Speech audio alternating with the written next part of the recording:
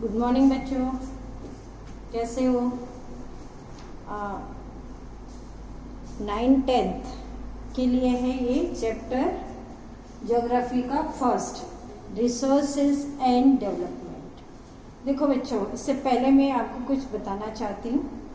कोविड-19 की वजह से हम लोग सब घर पे हैं और आपको पता है 10th और 12th इनके तो बोर्ड की तैयारी हो रही है और आप सबको लग रहा है पता नहीं हमारे पेपर कैसे होंगे, क्या होंगे और हम कैसे पढ़ेंगे।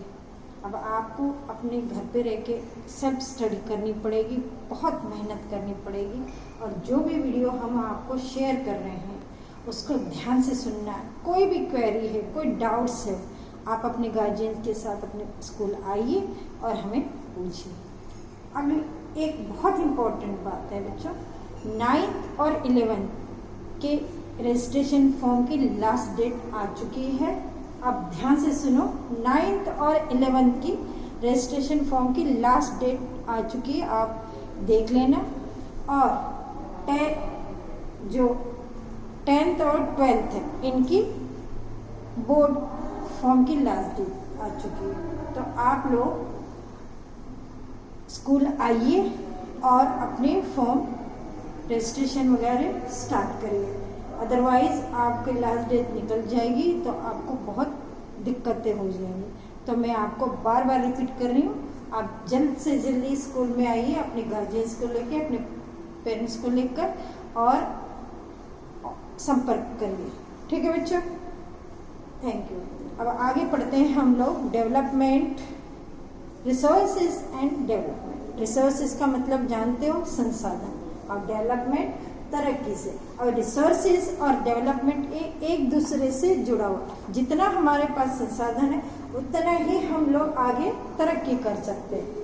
Everything available in our environment which can be use to satisfy our needs. जो भी कुछ, जितना भी हमारे एनवायरमेंट में, वातावरण में अवेलेबल है, जिसके द्वारा हम लोग अपनी ज़रूरतें को पूरा कर सकते, सेटिस्फाई कर सकते, provided it is technological accessible, economically feasible and culturally acceptable, can be termed as resources। तो जिस तरह से टेक्नोलॉजिकल, इकोनॉमिकल एंड कल्चरली जो भी है, हम उसके हिसाब से अपना संसाधन की पूर्ति करते हैं, अपना आगे का यूज करते हैं। देखो, सबसे पहले इसमें दिया है कि 3 तरह से, एक फिजिकल एनवायरनमेंट जो कि नेचर से जुड़ा हुआ है, दूसरा है टेक्नोलॉजी और तीसरा है इंस्टीट्यूशन। ये सभी ह्यूमन बीइंग से जुड़ा हुआ है।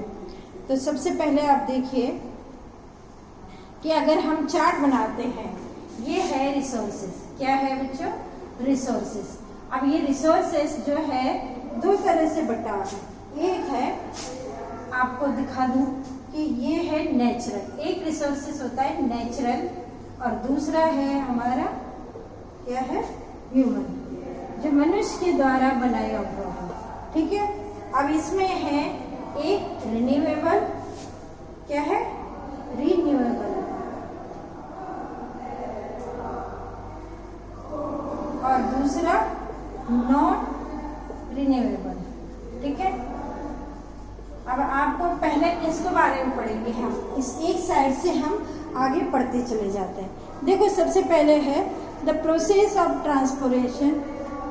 Transformation of things available in our environment involves an inter independent relationship between nature, technology and institution.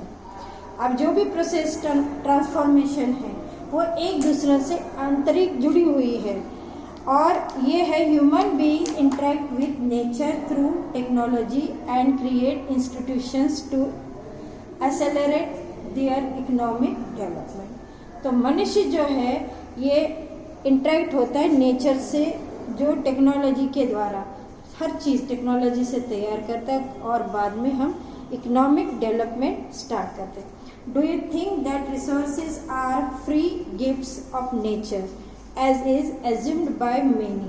आप सोच सकते हो कि जितने भी हमारे जैसे पानी है, ज़मीन है, हवा है, ये सभी हमारी नेचर गिफ्ट है। गॉड गिफ्टेड है, जिसके द्वारा हम बहुत सारी चीज़ें बना सकते। They are not resources are function of human activities, और कुछ ऐसे जो मनुष्य की एक्टिविटी है। Human beings themselves are essential components of resources. They transform material available in our environment into resources, use them. These resources can be classified into following ways। तो ये इनको किस तरह से इसमें हमने क्लासिफाइड किया इसमें, on the basis of origin, biotic and abiotic, यानी उसके मूल आधार पे आधारित है, जैसे कि एक जैविक और दूसरा अजैविक, biotic and abiotic. On the basis of exhaustibility, renewable and non renewable, किसको हम रिन्यूएबल कर सकते हैं, कोई नॉन रिन्यूएबल है।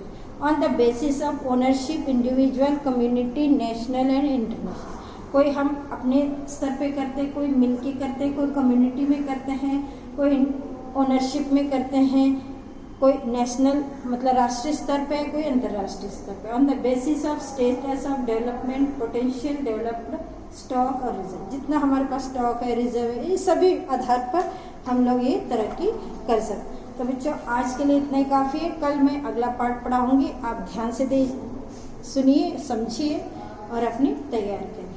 Thank you.